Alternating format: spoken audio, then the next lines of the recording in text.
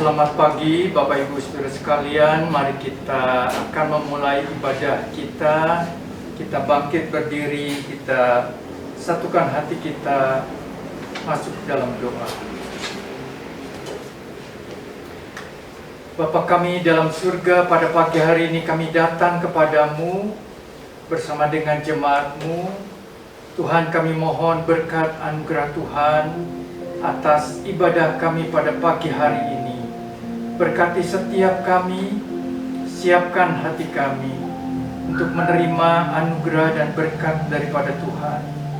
Kami berdoa Tuhan memberkati ibadah ini dari awal sampai pada akhirnya. Terima kasih bahwa pertolongan kami datangnya daripada Tuhan Allah, pencipta langit dan bumi. Turunlah kiranya dalam ibadah kami pada pagi hari ini anugerah, damai sejahtera dari Tuhan kita Yesus Kristus. Amin.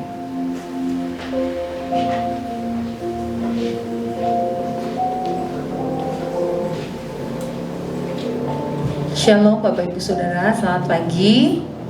Selamat pagi. Buat yang ada di tempat ini juga yang ada di rumah, kita bersyukur kembali lagi pagi hari ini Tuhan masih memberikan kita kesempatan untuk boleh menghirup, diberikan nafas hidup, diberikan kesempatan untuk boleh datang kepada Tuhan, menyembah Dia. Mari kita siapkan hati kita untuk memulai ibadah kita pagi hari ini. Mari kita menyembah Dia, Allah yang adil dan benar. Dia Raja segala bangsa. Mari kita naikkan pujian ini. Besar dan ajaiblah karyamu, adil dan benarlah jalanmu. Adil dan benarlah jalanmu. Raja segala bangsa, yang maha kuasa, mulia namamu. Besar dan ajaiblah karyamu. Besar dan ajaiblah karyamu, adil dan benarlah jalanmu. Raja segala bangsa, yang maha kuasa, mulia namamu. Layaklah segala bangsa, layaklah segala bangsa sujud kepadamu,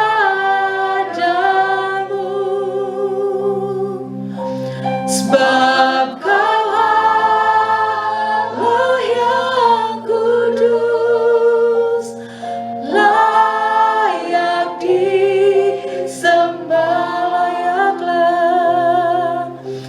Layaklah segala bangsa sujud kepadamu,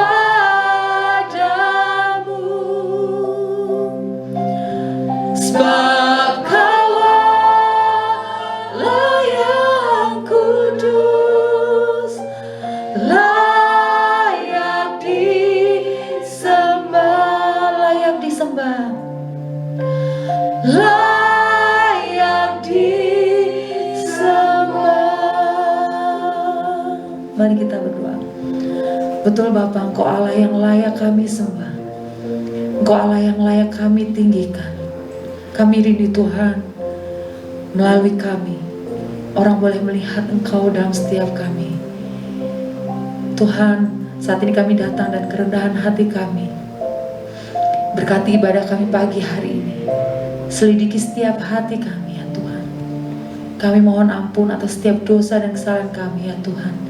Biar Engkau sucikan, Engkau kuduskan ya Tuhan. Layakkan kami itu boleh mengikuti ibadah kami pagi hari ini. Siapkan setiap hati kami di tempat ini. Kami mau serahkan setiap yang mengambil bagian ya Tuhan dalam pelayanan ini. Sucikan, kuduskan, urapi setiap kami, setiap pemain musik, singer juga hamba-Mu yang akan menyampaikan firman-Mu. Tuhan, urapi setiap kami. Kami rindu Tuhan setiap jemaat di tempat ini juga. Ketika kami pulang, kami belum mendapatkan berkat yang berasal daripada Engkau ya Tuhan.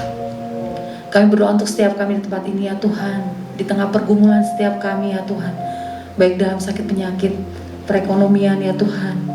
Kami mau serahkan studi kami juga, kami mau serahkan ke dalam tangan-Mu ya Tuhan. Engkau Allah yang bersama-sama dengan kami. Terima kasih Tuhan berkat ibadah kami dari awal pertengahan hingga akhir.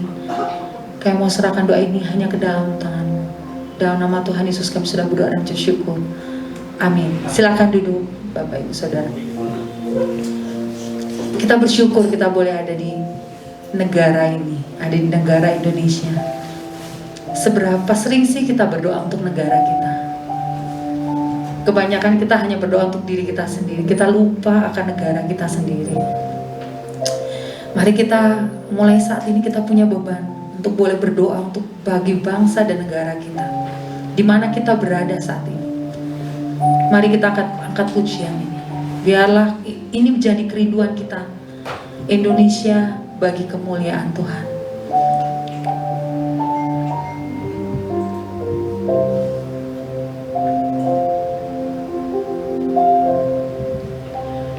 Yesuslah Tuhan yang layak ditinggikan, layak disembah oleh suku-suku bangsa.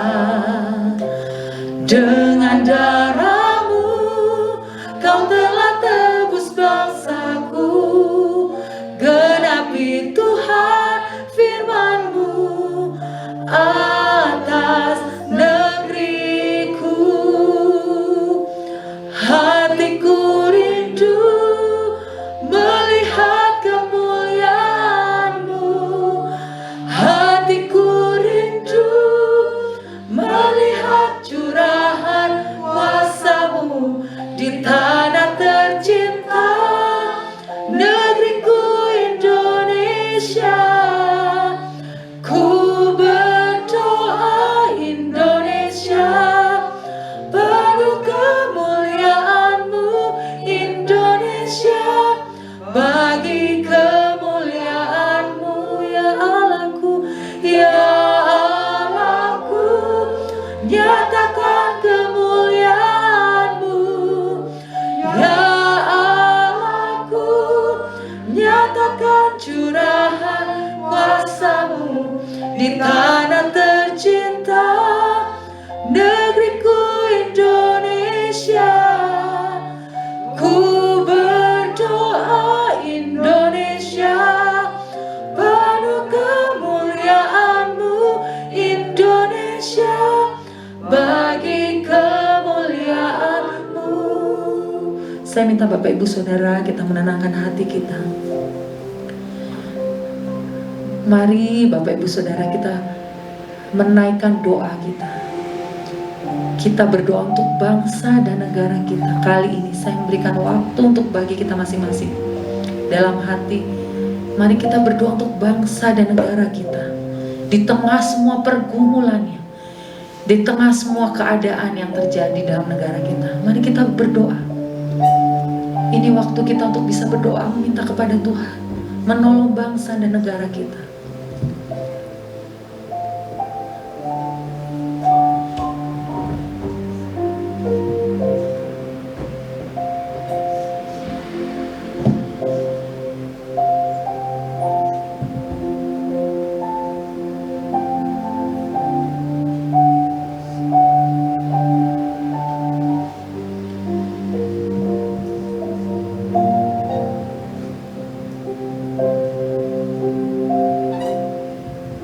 Mari kita naikkan pujian ini. Hatiku rindu melihat kemuliaan-Mu. Hatiku rindu melihat curahan kuasa-Mu di tanah tercinta, negeriku Indonesia. Ku berdoa Indonesia,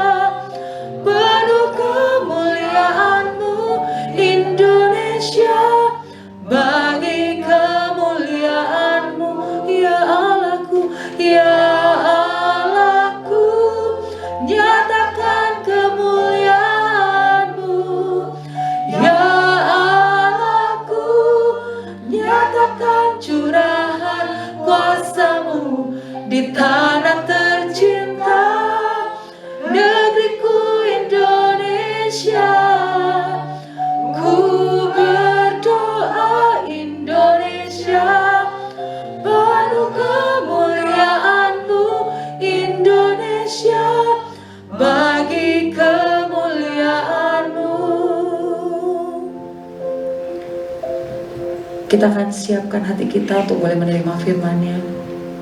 Tema kita pagi hari ini yang jadi berkat untuk bangsa kita. Mari kita akan angkat pujian ini untuk menyiapkan hati kita.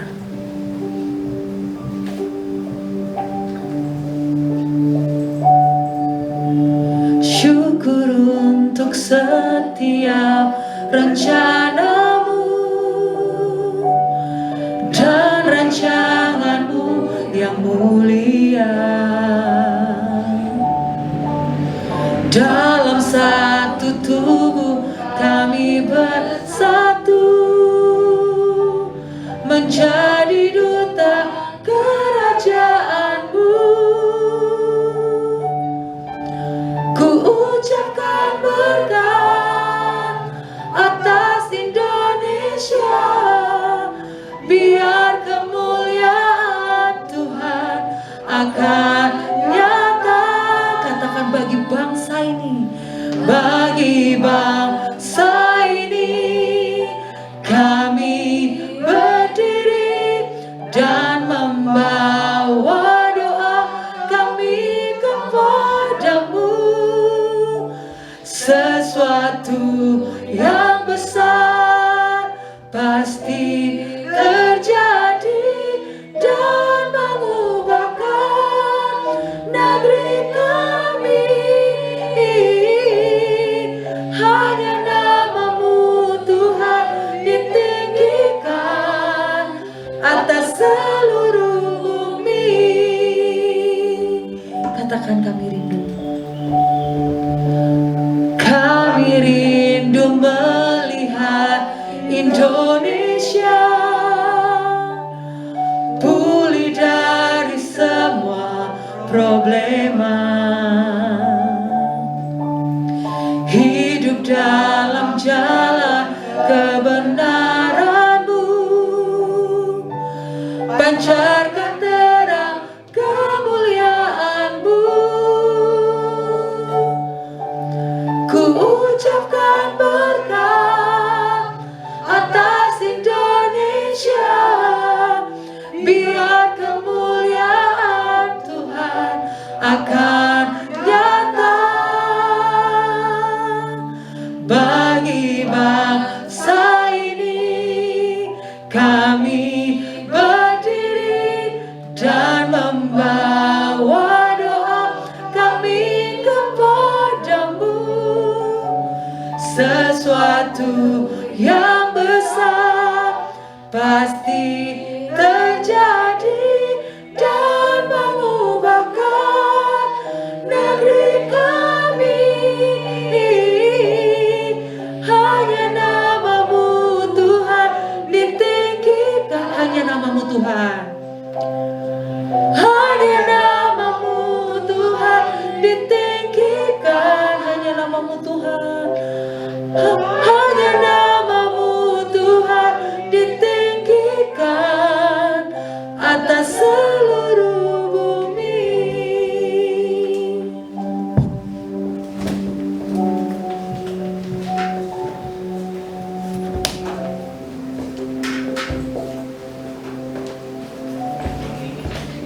Mari kita satukan hati berdoa bagi firman Tuhan. Bapa kami dalam surga, terpujilah nama-Mu. Kami boleh menaikkan puji-pujian bagi hormat kemuliaan nama-Mu. Dan tiba saatnya kami akan membaca dan merenungkan firman-Mu.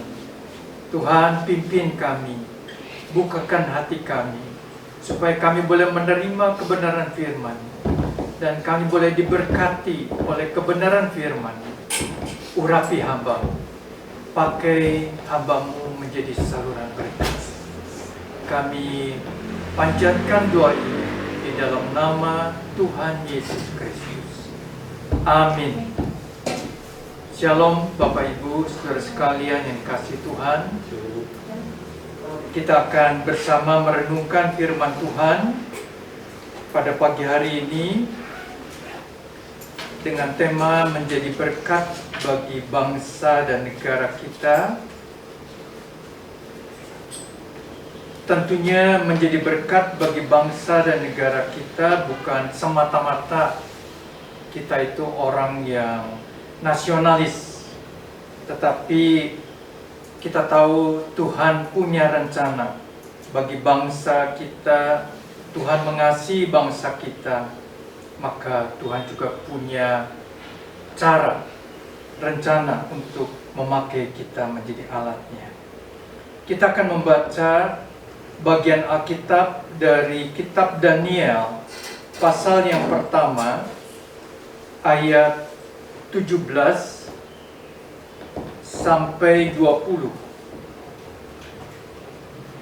Daniel pasal yang pertama, ayat 17 sampai 20. Demikian firman Tuhan. Kepada keempat orang muda itu, Allah memberikan pengetahuan dan kepandaian tentang berbagai tulisan dan hikmat. Sedang Daniel juga mempunyai pengertian tentang berbagai penglihatan dan mimpi. Setelah lewat waktu yang ditetapkan raja bahwa mereka sekalian harus dibawa menghadap, maka dibawalah mereka oleh pemimpin pegawai istana itu ke hadapan Nebukadnezar. Raja bercakap-cakap dengan mereka, dan di antara mereka sekalian itu tidak didapati yang setara dengan Daniel, Hanania, Misael, dan Asaria. Maka bekerjalah mereka itu pada raja. Dalam tiap-tiap hal yang memerlukan kebijaksanaan dan pengertian yang ditanyakan raja kepada mereka, didapatinya bahwa mereka 10 kali lebih cerdas daripada semua orang berilmu dan semua ahli jampi di seluruh kerajaannya. Saudara sekalian yang kasih Tuhan, kalau kita membaca kisah daripada Daniel dan kawan-kawan, satu kisah yang begitu luar biasa. Kita membayangkan Daniel ini adalah orang Israel yang ditawan dari Yerusalem, dibawa ke Babilonia. Daniel dan kawan-kawan masih muda, kurang lebih usianya 17 tahun. Jadi pada waktu Raja Babel ini menawan, dipilih orang-orang yang masih sehat, yang masih muda, yang masih kuat, yang perawakannya bagus, dan juga dipilih keturunan dari bangsawan. Jadi pasti Daniel waktu dipilih termasuk orang muda yang sehat, yang kuat, dan juga yang baik. Saudara sekalian, kita membayangkan Daniel dan kawan-kawan usia 17 tahun. Mereka dibawa ke satu negeri yang asing, Babilonia, yang sekarang itu adalah daerah Irak atau Iran.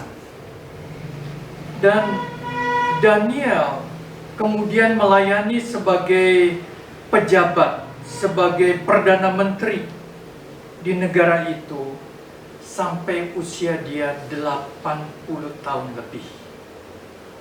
Dengan kata lain, selama kurang lebih 60 tahun Daniel bekerja, melayani, dan dipakai oleh negara Babylon, negara yang besar, superpower pada waktu itu. Saudara sekalian, Daniel menjadi berkat bagi negara itu.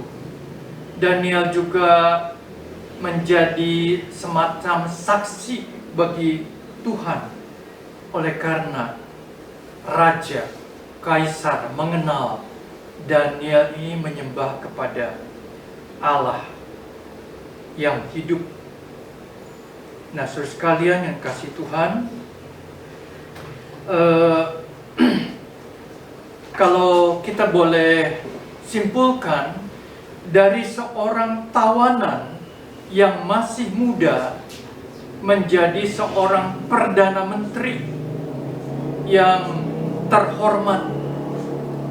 Perjalanan yang panjang, perjalanan yang penuh dengan banyak tes, banyak cobaan, banyak tantangan yang dihadapi. Salah satu tantangan awal yang dihadapi oleh Daniel dan kawan-kawan, kita membayangkan seorang yang masih muda meninggalkan kampung halaman, meninggalkan keluarga sebagai seorang tawanan, berada di tempat lain. Dan di situ dikatakan dalam pasal 1 ayat yang keempat bahwa Daniel dan kawan-kawan diajar dengan bahasa, tulisan, dan pengetahuan daripada orang Babel. Nah, kita bayangkan kalau seorang yang masih muda belajar satu budaya, satu pengetahuan di satu negara yang baru, yang asing, mereka bisa saja terpengaruh oleh budaya, oleh kepercayaan, oleh cara berpikir mereka. Tetapi Daniel dan kawan-kawan, waktu mereka belajar, mereka tetap mempertahankan iman mereka kepada Tuhan. Iman mereka kepada Tuhan tidak luntur, walaupun mereka belajar pengetahuan bahasa orang Babilonia. Saudara sekalian, di sini menunjukkan betapa kuatnya pemuda-pemuda ini mempertahankan iman mereka. Betapa kuatnya pemuda-pemuda ini percaya kepada Tuhan. Nah, saudara sekalian yang kasih Tuhan, kita melihat bahwa dari satu pencobaan, satu tes, satu tantangan kepada tantangan yang lain, Daniel ini makin meningkat, makin meningkat, makin meningkat, sampai dia menjadi Perdana Menteri. Kalau kita melihat yang pertama, saudara sekalian, tadi kita membaca ayat yang ke-17. Kepada keempat orang muda itu, Allah memberikan pengetahuan, kepandaian tentang berbagai-bagai tulisan dan hikmat. Sedang Daniel juga mempunyai pengertian tentang berbagai-bagai penglihatan dan mimpi. Yang pertama kita melihat bahwa Daniel pada dasarnya seorang yang pandai, seorang yang belajar, keturunan daripada bangsawan. Tetapi kemudian dia diberi oleh Tuhan hikmat dan pengetahuan yang melebihi orang biasa. Saudara sekalian, ketika raja bercakap-cakap dengan Daniel dan kawan-kawan, dikatakan mereka 10 kali lebih pandai daripada ahli-ahli orang Babel. Saudara sekalian yang dikasih Tuhan, kita tahu bahwa Tuhan mau memakai Daniel menjadi alatnya di negara Babylon, dan Tuhan memberikan hikmat kepada Daniel dan kawan-kawan.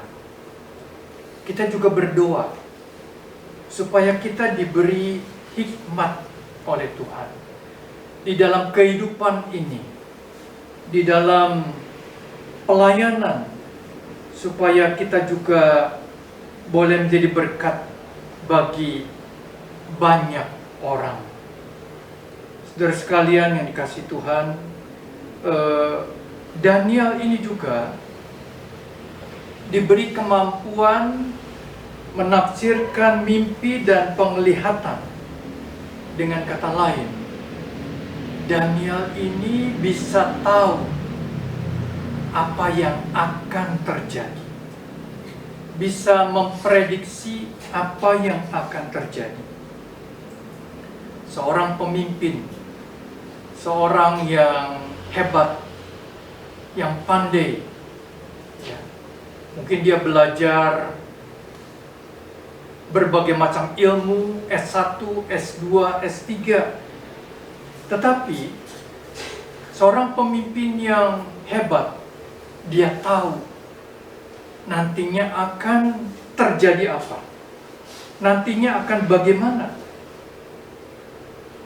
Saudara sekalian, kita berdoa pada zaman ini, kita memasuki era digital teknologi, dan saya, bukan zamannya saya, bukan generasi saya untuk memahami digital teknologi, tetapi anak-anak muda, generasi anak-anak muda akan dipakai untuk melayani Tuhan di dalam bidang digital teknologi.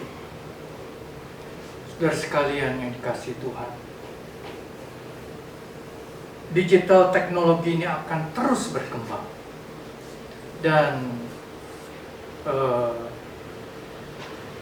kita berdoa supaya gereja-gereja juga mempergunakan digital teknologi di dalam pelayanan yang berikutnya, yang ke depan. Saudara sekalian yang dikasihi Tuhan, kalau kita melihat apa yang dialami oleh Daniel, tadi saya mengatakan ada banyak ujian, tantangan yang dihadapi oleh Daniel, dan dia tidak takut dan dia tidak menyerah. Ya. Tantangan yang dihadapi Daniel, kita tahu bahwa Daniel pernah ditantang untuk makan makanan raja, santapan raja. Daniel menolak, oleh karena makanan itu dianggap haram. Dan Daniel di sini diberikan hikmat akal budi untuk berbicara.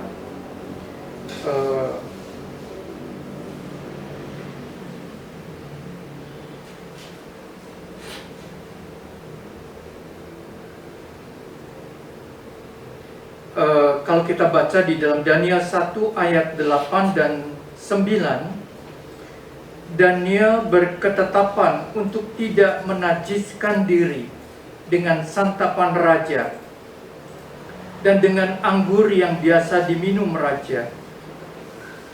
Dimintanyalah kepada pemimpin pegawai istana itu supaya ia tak usah menajiskan dirinya. Maka Allah mengaruniakan kepada Daniel kasih dan sayang dari pemimpin pegawai istana itu. Kita membayangkan Daniel yang masih muda, dia punya atasan, pejabat dari istana yang mengatur makanan mereka. Daniel berani untuk berbicara. Daniel dapat berbicara dengan bijak, dengan sopan, sampai mereka diizinkan untuk tidak makan makanan raja. Nah, di sini saudara sekalian, Daniel diberikan hikmat, akal budi, juga untuk berbicara, untuk supaya dia dikabulkan permintaannya oleh pemimpin istana.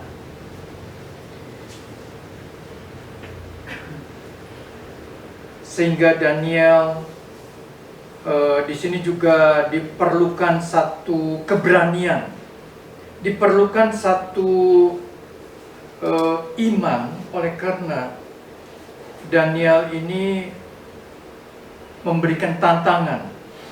Setelah 10 hari mereka diuji apakah mereka sehat, dan ternyata mereka adalah sehat. Nah, saudara sekalian, yang pertama kita merenungkan bahwa Daniel dan kawan-kawan ini diberi oleh Tuhan pengetahuan dan kepandaian yang penting sebagai mereka bekerja pada raja. Pengetahuan yang berguna, yang bermanfaat untuk kerajaan Babilonia pada saat itu. Ada satu peristiwa di mana di dalam pasal yang kedua, Raja Nebukadnezar bermimpi,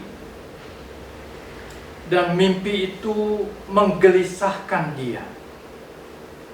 Ketika raja bangun, raja menganggap bahwa mimpi itu mempunyai pesan yang sangat penting, pesan rahasia. Tetapi raja tidak mau menceritakan apa mimpinya. Dia minta para ahli nujum, para ahli ilmuwan di negara Babylon untuk mencoba menceritakan kembali mimpinya dan mengartikan mimpinya. Tentu tidak ada seorang pun yang dapat, karena mereka tidak tahu raja ini mimpi apa.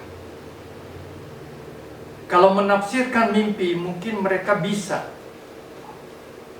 tetapi ketika mereka disuruh menceritakan apa mimpi raja, maka mereka tidak tahu.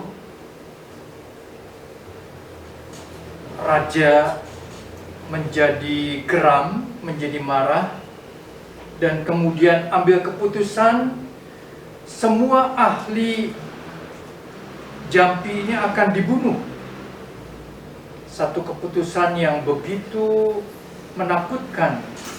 Kalau kita baca dalam Daniel 2 ayat 12, maka raja menjadi sangat geram dan murka karena hal itu. Lalu dititahkannya untuk melenyapkan semua orang bijaksana di Babel. Ketika kita dikeluarkan supaya orang-orang bijaksana dibunuh, maka Daniel dan teman-temannya pun terancam akan dibunuh. Bayangkan saudara sekalian, raja punya kekuasaan yang mutlak. Dia bisa melakukan apa saja. Dan ketika raja marah, kecewa, dia bisa melakukan apa saja untuk membunuh orang-orang bijaksana ini. Tetapi kita lihat ayat selanjutnya. Daniel diberikan hikmat dalam berkata-kata. Daniel 2 ayat 14. Lalu berkatalah Daniel dengan cerdik dan bijaksana kepada Ariok, pemimpin pengawal raja, yang telah pergi untuk membunuh orang-orang bijaksana di Babel itu. Jadi Daniel diberikan hikmat untuk berbicara kepada pejabat istana. Di sini butuh keberanian, tapi juga butuh kata-kata yang bijak. Daniel bisa memohon supaya dia bisa bertemu dengan raja. Dan akhirnya Daniel menghadap raja. Daniel minta waktu untuk boleh berusaha menafsirkan mimpi daripada raja. Akhirnya, saudara sekalian, Daniel bisa menafsirkan mimpi Raja Nebukadnezar. Raja Nebukadnezar merasa begitu tercengang akan hikmat daripada Daniel.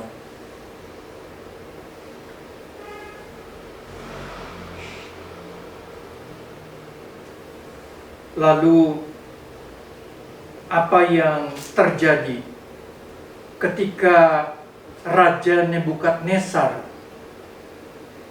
mendengar penjelasan daripada Daniel? Dalam Daniel 2 ayat 46, lalu sujudlah Raja Nebukadnezar serta menyembah Daniel. Juga dititahkannya mempersembahkan korban dan bau-bauan kepadanya.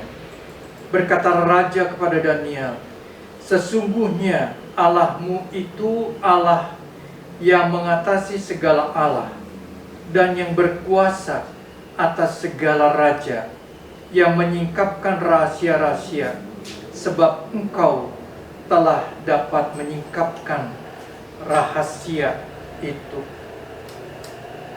Di sini Daniel memberikan kesaksian, memberikan satu kontribusi bahwa Allah yang dia sembah adalah Allah yang hidup. Sampai raja yang adalah orang kafir mengakui Allah Daniel. Saudara sekalian yang dikasihi Tuhan, di sini Daniel diberikan hikmat akal budi dari Tuhan. Dan di sini kita juga melihat bagaimana kerendahan hati Daniel pada waktu dia berhadapan dengan Raja Nebukadnezar. Dia berkata kepada raja, "Raja, kalau saya dapat menjelaskan mimpi raja, ini bukan kepandaian manusia, bukan kepandaian saya, tetapi ini semua adalah dari Tuhan. Karena manusia tidak mungkin dapat melakukannya, tetapi Tuhan memberikan wahyu penerangan kepada Daniel." Maka kemudian Daniel diangkat oleh raja menjadi penguasa atas daerah-daerah.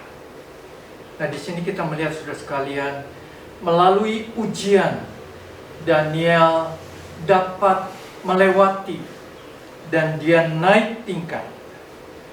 Setiap ujian yang dia alami, Tuhan menolong Daniel, menyertai Daniel, dan dia boleh naik tingkat. Demikian juga, saudara sekalian, di dalam kehidupan kita ada ujian-ujian yang kita harus hadapi, yang harus kita lewati bersama dengan Tuhan. Ujian itu membuat kita naik lebih tinggi. Saudara sekalian yang dikasihi Tuhan, Daniel, kalau kita membaca di dalam kitab Daniel, ada banyak kali ujian yang harus dia alami dan hadapi. Kita akan melihat hal yang kedua.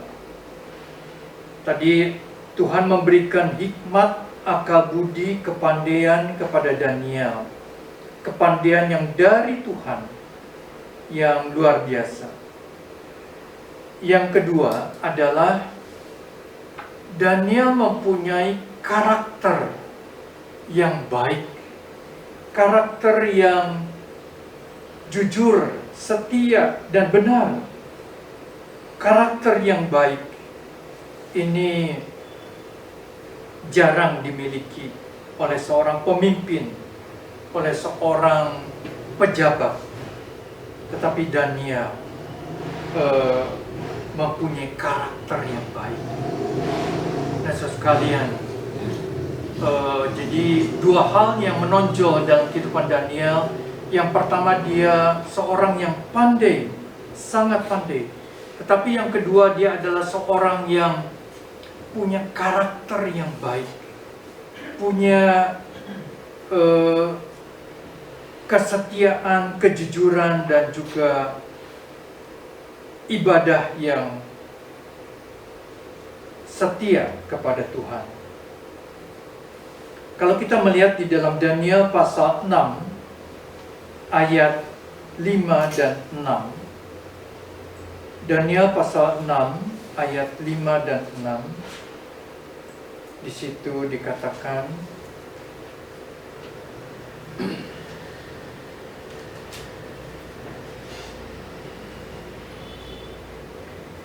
Daniel 6 ayat 5, kemudian para pejabat tinggi dan wakil raja itu mencari alasan dakwaan terhadap Daniel dalam hal pemerintahan, tetapi mereka tidak mendapat alasan apapun atau suatu kesalahan, sebab ia setia dan tidak ada didapati suatu kelalaian atau suatu kesalahan padanya.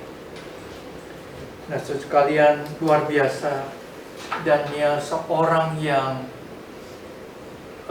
katakanlah tidak didapati satu kesalahan.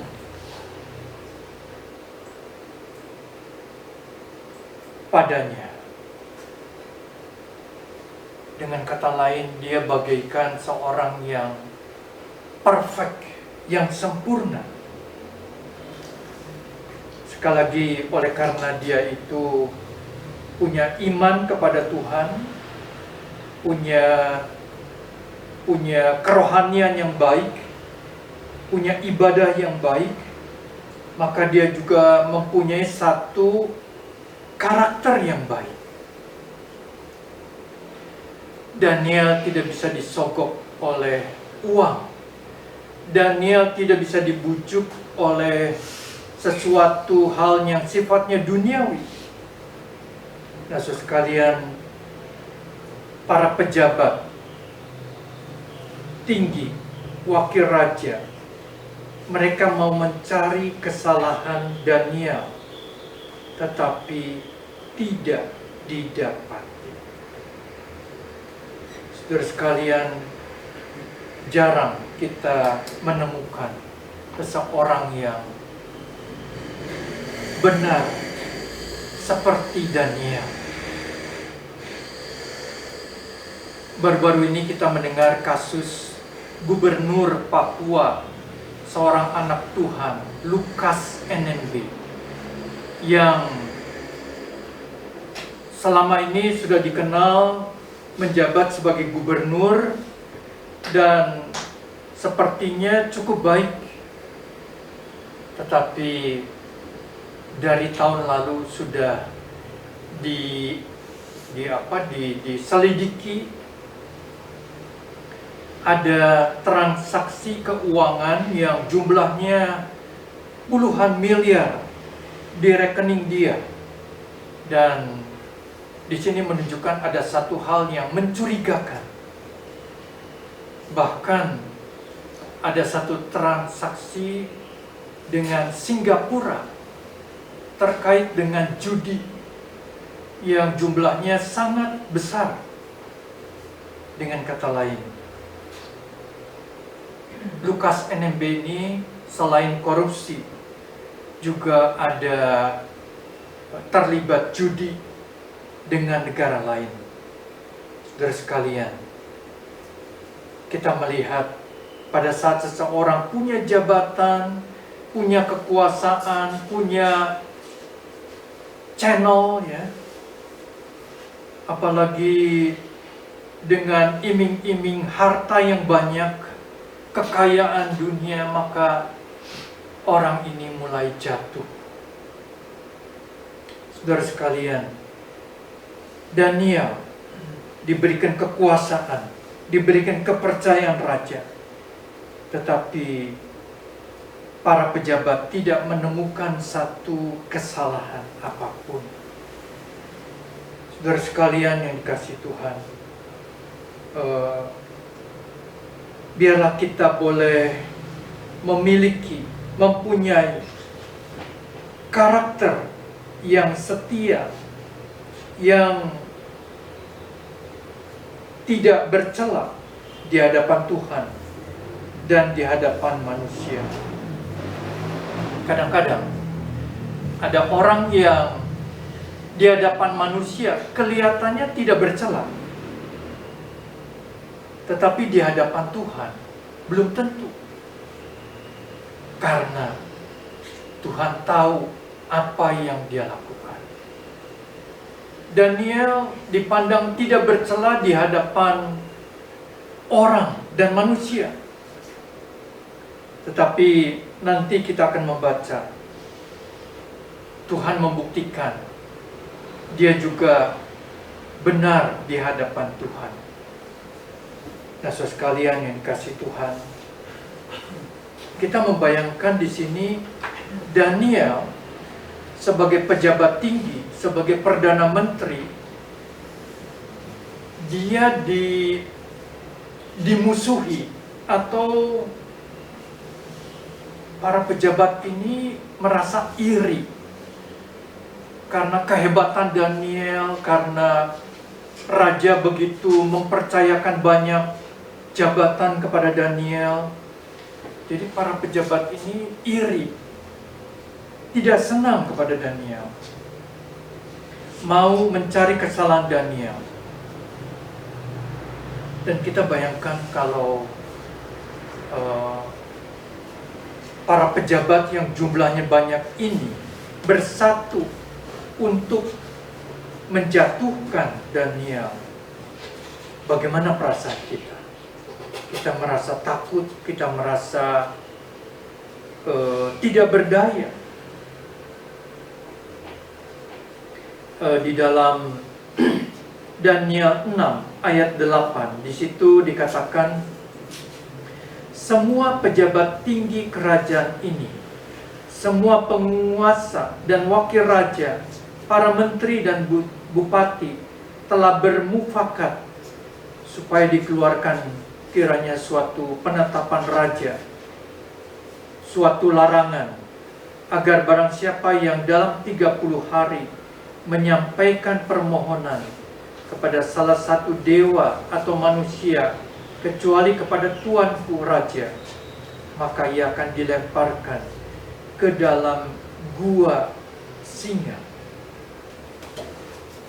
Nah, saudara sekalian, mereka tidak mencari kesalahan, tidak dapat mencari kesalahan pada Daniel, kecuali di dalam hal ibadahnya.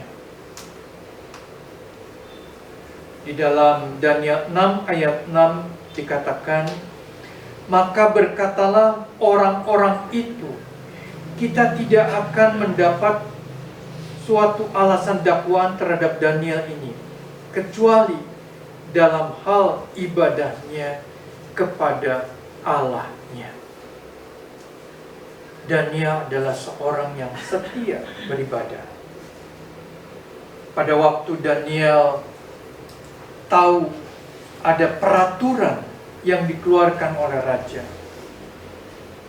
maka dia tetap melakukan ibadahnya.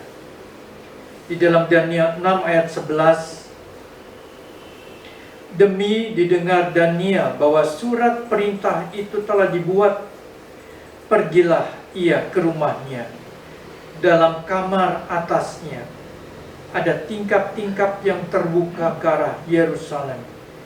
3 kali sehari ia berlutut berdoa serta memuji Allahnya seperti yang biasa dilakukannya. Daniel tetap melakukan ibadahnya. Pada saat baik, pada saat tidak baik, pada saat suka, pada saat tidak suka, Daniel melakukan ibadahnya. 3 kali sehari ia berlutut berdoa, memuji Allahnya seperti yang biasa dilakukannya. Saudara sekalian, kita melihat seorang Daniel yang luar biasa. Ibadahnya baik dan juga pekerjaannya baik. Pengetahuannya juga luar biasa. Kita tahu kemudian Daniel harus masuk ke gua singa. Dimasukkan ke dalam satu gua yang penuh dengan singa-singa. Tetapi hal ini membuat Raja Darius merasa sedih. Raja begitu galau dan sedih ketika Daniel harus dimasukkan ke dalam gua singa. Semalam-malaman Raja tidak mau makan. Dan semalam-malaman Raja memikirkan Daniel. Pada keesokan harinya, Raja mendatangi Daniel. Satu hal yang mengharukan dalam Daniel 6 ayat yang ke-20. Daniel 6 ayat 20. Pagi-pagi sekali ketika fajar menyingsing, bangunlah raja dan pergi dengan buru-buru ke gua singa. Dan ketika ia sampai dekat gua itu, berserulah ia kepada Daniel dengan suara sayu. Berkatalah ia kepada Daniel, Daniel, hamba Allah yang hidup, Allahmu yang kau sembah dengan tekun, telah sanggupkah ia melepaskan engkau dari singa-singa itu? Lalu kata Daniel kepada raja, ya raja, kekalah hidupmu. Allahku telah mengutus malaikatnya untuk mengatuk mulut singa-singa itu, sehingga mereka tidak mengapa-apakan aku. Karena ternyata aku tak bersalah di hadapannya, tetapi juga terhadap tuanku ya raja, aku tidak melakukan kejahatan. Saudara sekalian, Tuhan mengatupkan mulut singa-singa. Kita membaca di surat Petrus bahwa iblis itu bagaikan singa yang mengaum. Tapi kita sebagai anak-anak Tuhan, di dalam kehidupan kita, pada saat mungkin kita menghadapi musuh-musuh yang menyeramkan seperti singa yang mengaum, Tuhan bisa mengatupkan mulut-mulut singa yang mengaum itu. Saudara sekalian, Daniel melewati ujian yang begitu berat, tetapi akhirnya dia dapat melewati, dia dapat berhasil, dia naik tingkat. Dan raja semakin percaya, semakin mengasihi Daniel. Saudara sekalian dikasih Tuhan, biarlah di dalam setiap ujian yang kita hadapi dalam hidup ini, bersama dengan Tuhan kita bisa melewatinya. Dan kita boleh naik tingkat kepada satu tingkat yang lebih tinggi. Kiranya nama Tuhan yang ditinggikan, dimuliakan. Amin.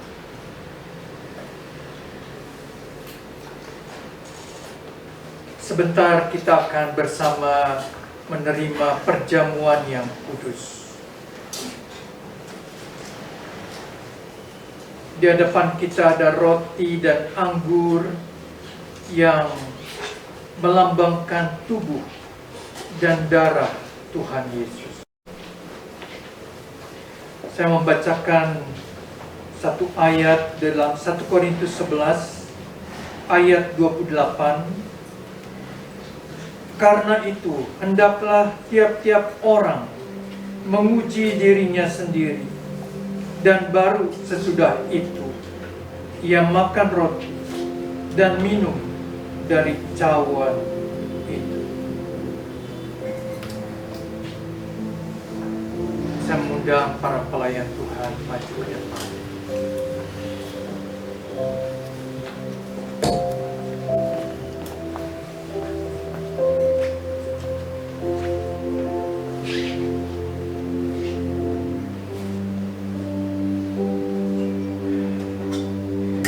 Mari kita berdoa. Tuhan, terima kasih pada saat ini kami boleh bersama dengan Engkau kembali mengingat pengorbanan Tuhan Yesus di atas kayu salib bagi penebusan dosa kami. Di hadapan kami ada roti dan anggur yang melambangkan tubuh dan darah Tuhan Yesus. Biarlah Tuhan memberkati perjamuan kudus ini, boleh meneguhkan iman kami kembali kepada Tuhan. Sucikan, kuduskan, layakkan kami. Kami berdoa di dalam nama Tuhan Yesus. Amin. Terimalah Bapak yang berdoa. Terimalah.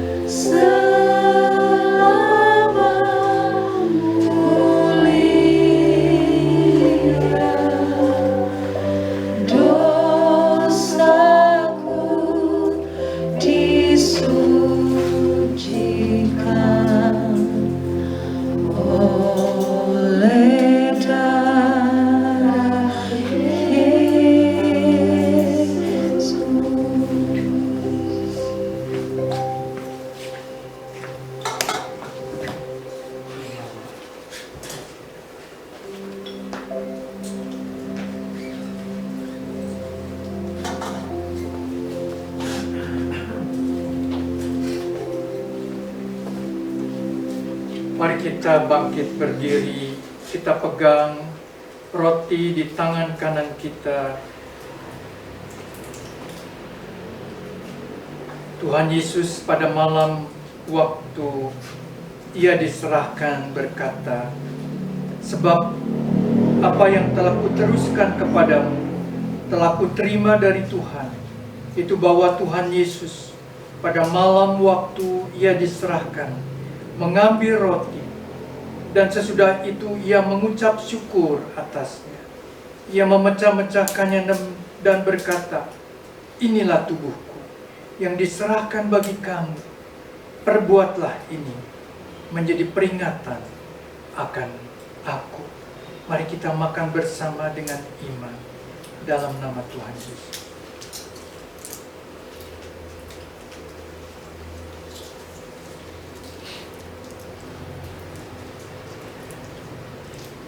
Kita pegang cawan. Demikian juga Ia mengambil cawan sesudah makan lalu berkata, cawan ini adalah perjanjian baru yang dimeteraikan oleh darahku. Perbuatlah ini setiap kali kamu meminumnya menjadi peringatan akan aku. Mari kita minum bersama dengan iman dalam nama Tuhan Yesus.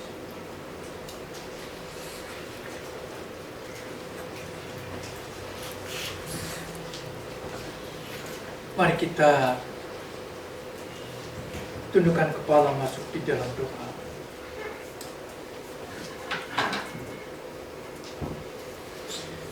Tuhan, terima kasih buat pengorbanan-Mu di atas kayu salib bagi kami untuk menebus dosa kami.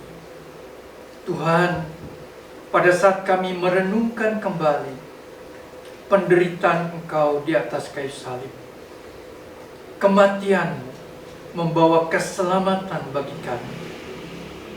Dan pada saat kami merenungkan kematian-Mu di atas kayu salib, biarlah kami boleh merasakan anugerah yang besar yang boleh kami terima. Biarlah kami boleh merasakan damai-Mu di dalam hati kami. Biarlah kami boleh merasakan bagaimana kami menerima kasih-Mu yang besar. Tuhan, biarlah kami juga boleh merasakan bagaimana kami bisa membalas kasih-Mu yang besar kepada kami, kepada Engkau. Tuhan, terima kasih anugerah yang terbesar yang boleh kami terima di dalam pengorbanan di atas kayu salib. Tuhan memberkati setiap kami pada saat ini.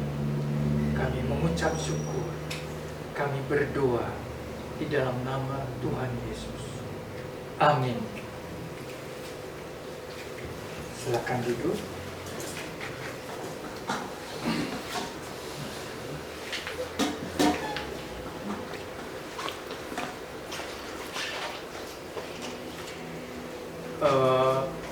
Sementara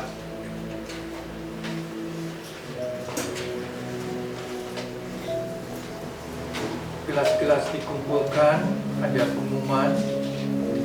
Pada minggu depan ibadah di tempat ini jam 9 pagi akan dilayani oleh Pendeta Hans Martosono. Dan pada minggu ini, minggu yang kelima, ibadah doa diadakan hari Jumat malam jam 7 malam. Jadi doa pagi hari Rabu pagi ditiadakan. Kita hanya ada doa malam hari Jumat tanggal 30 September jam 7 malam. Kiranya saudara-saudara bisa ikut di dalam acara doa malam. Mari kita akan mempersiapkan persembahan. Kita berdoa. Tuhan, terima kasih buat pengorbanan yang besar bagi kami. Sebentar kami akan memberikan persembahan. Biarlah kami memberikan dengan hati sukacita dan merasakan kami tidak bisa membalas pengorbanan-Mu yang besar bagi hidup kami. Biarlah kami boleh menjadi alat bagi bangsa dan negara kami Indonesia. Apa yang bisa kami lakukan, khususnya boleh menjangkau jiwa-jiwa yang belum mengenal Engkau, kami boleh bawa kepada Engkau. Terima kasih. Kami mengucap syukur, kami berdoa dalam nama Tuhan Yesus. Amin.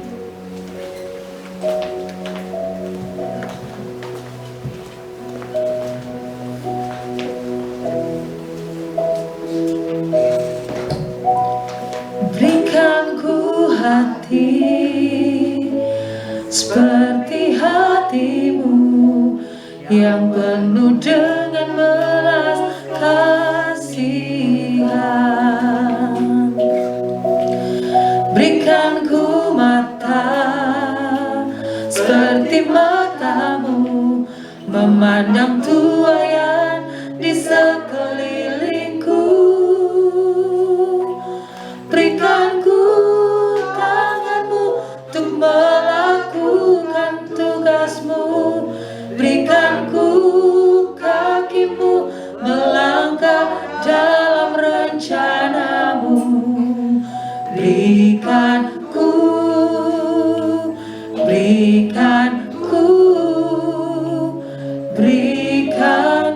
hati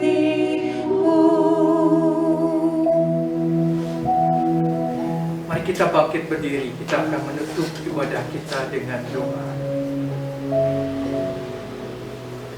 Bapa kami dalam surga, kalau pada zaman yang lalu Tuhan memakai Daniel menjadi alat-Mu, orang Israel yang percaya kepada Tuhan menjadi berkat di negara kafir, negara Babylon. Kami juga berdoa ya Tuhan, kiranya Tuhan memakai kami di negara Indonesia ini menjadi alat-Mu.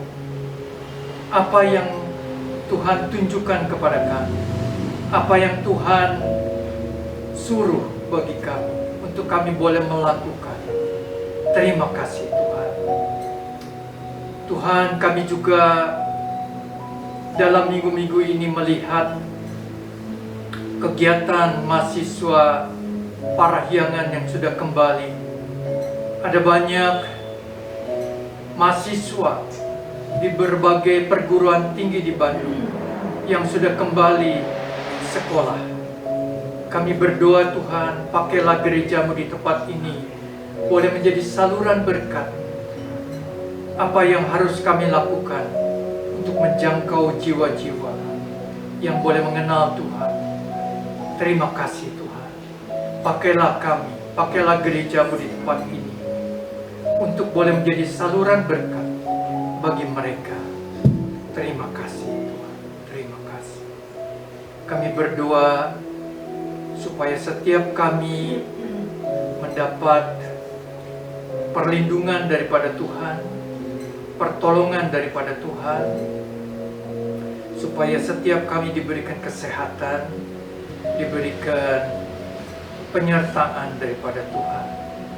Kami berdoa setiap keluarga kami boleh menerima pertolongan, kekuatan, kesehatan yang daripada Tuhan. Terima kasih Tuhan. Kami mengucap syukur buat persembahan yang boleh kami berikan kepadamu. Berkati persembahan ini boleh dipakai bagi pekerjaan Tuhan di tempat ini. Kami juga berdoa bagi doa malam pada hari Jumat malam jam 7. Kiranya Tuhan satukan kami bersama boleh mengikuti acara doa malam melalui Zoom. Terima kasih Tuhan. Kami mengucap syukur. Kami berdoa. Saudaraku yang kekasih, terimalah berkat Tuhan. Kiranya kasih sayang dari Allah Bapa di surga, anugerah keselamatan dari Tuhan Yesus Kristus, dan pertolongan daripada Allah Roh Kudus menyertai saudara-saudara sekalian, mulai saat ini sampai Maranatha, Tuhan Yesus datang kembali. Mari kita semua berkata, amin.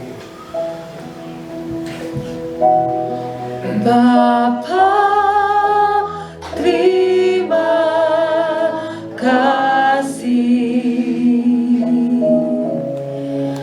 Bapa, terima kasih.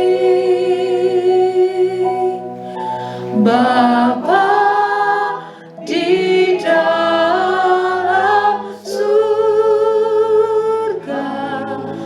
puji terima kasih. Amin. Silakan duduk. Saat ibadah selesai, silakan saat teduh. Selamat hari Minggu, Tuhan Yesus memberkati.